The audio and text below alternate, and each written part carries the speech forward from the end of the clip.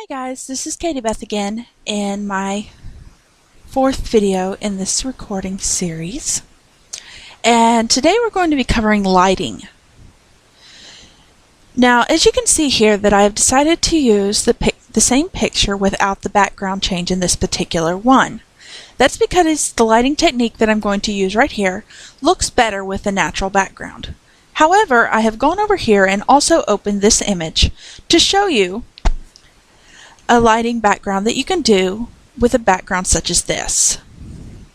Now, if you choose a more realistic background than I did, then you will be able to do this first lighting effect with that background as well.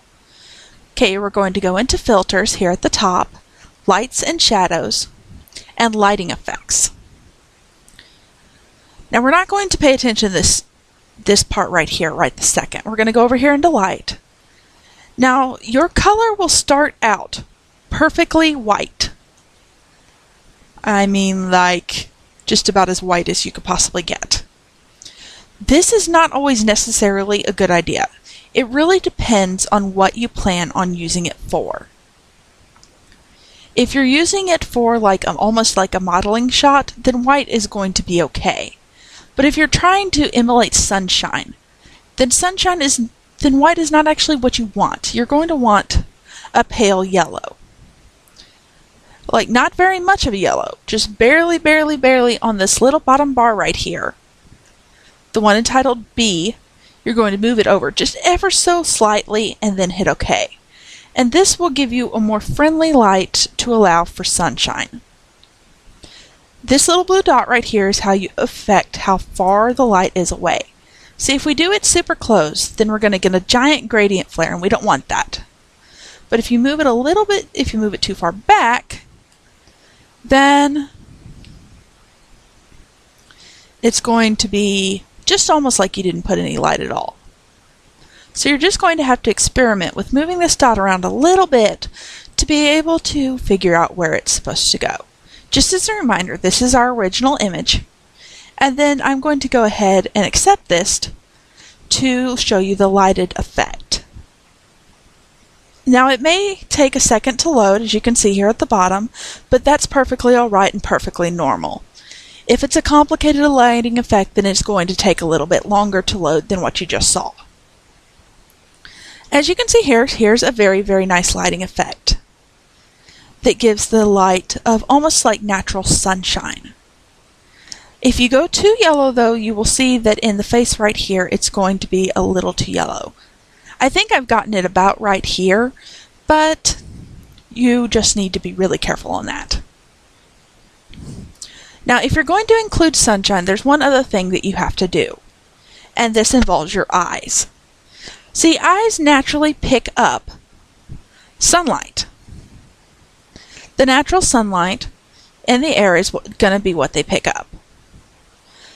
But see, our eyes don't pick this up because our light is graphically generated. So if you zoom really close into the eyes, you're going to see these two little dots right here that I've just outlined with this circle tool. These are going to be your light reflection dots. You're going to click over here on your circle tool and go surround each one don't forget to click your shift button as you click a separate one, just like I have done here. Now we're going to zoom out just a little bit so we can see what we're doing. And you're going to go over here to your paintbrush, and we want a 50 opacity. Or maybe we're going to start with 75 and see where that goes. Sometimes the opacity just has to be messed with a little. So we're going to type in 75 and hit enter. And we need our size a little bit bigger so we can actually work here. You're going to go into here, and you're going to click on white. And you're going to click in those dots and then hit select none. Zoom it out. Now see, that looks a little harsh here. So we're going, if you ever mess up, don't forget you can always Control G. Not Control G, Control Z, my bad, which I have done here. Since I just discovered that 75 opacity is a little much, we're going to go in here and try a 50.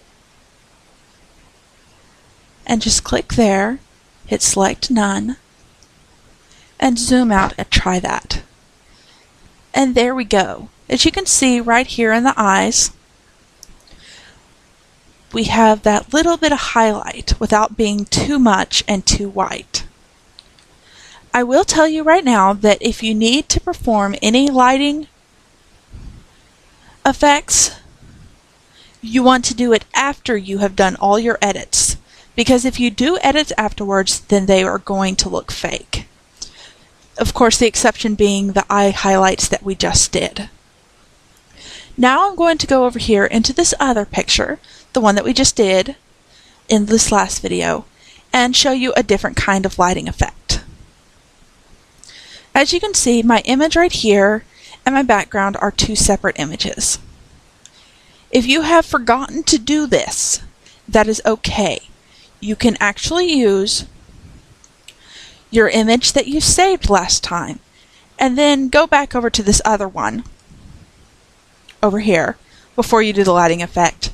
Do the same process, copy it, and then paste it on top of this one. And this allows you to have two separate images, which is what we're going to need for this lighting effect. Now you're going to go into Filters, Lights and Shadows, and we're going to go through quite a few different lighting effects here, so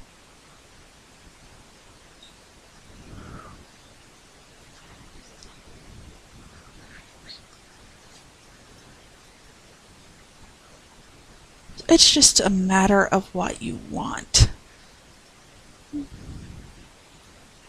I personally don't like this one right here, which is the sparkle that I'm using currently, but this is your sparkle interface just in case if you want to use this one. I'm going to go ahead and cancel out of here because that's not the one that we're going to do. Go back into the Lights and Shadows and Lens Flare. Now the lens flare is always a good possibility. You just put the lens flare about right in the center of where your picture is going to be and click OK. Then show this picture right here and it's going to show the lit background behind it. Personally, I'm not going to use this one right now, so we're going to go ahead and take the lens flare out.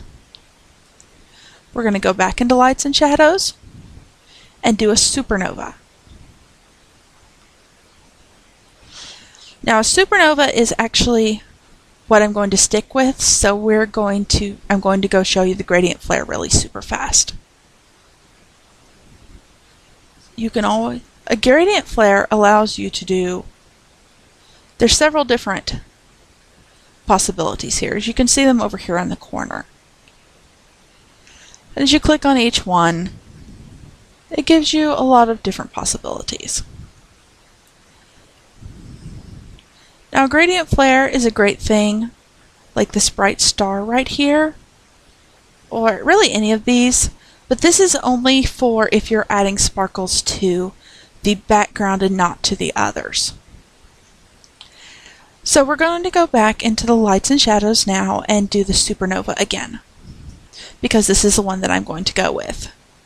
We're going to put it right in the center of her nose here, or right in the center of your photo, whichever one works for you.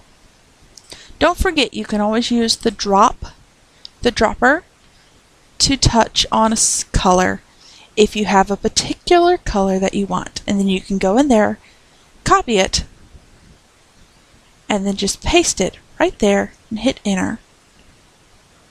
Now your radius, you can make it as big as you want. I personally like it very, very, very large, but that may not be your thing. So as you can see right here, you can almost not see her face right here, but that's okay. Then we're going to hit OK, and this is what it's going to look like. Now this other paste layer up here, all you have to do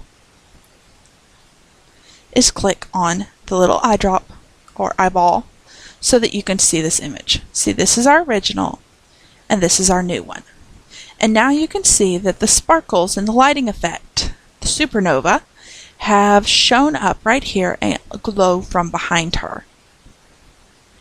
This can add really cool effects to both striped backgrounds like the one that I have and also to plain backgrounds like a solid black or a dark blue, or really whatever color you really want. And so this is going to give us a lot of sparkle and a lot of possibilities here.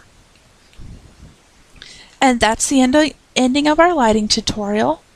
On our next tutorial, I will go over changing jacket colors, changing outfit colors, affecting the lip color, and changing eye colors entirely. Take care.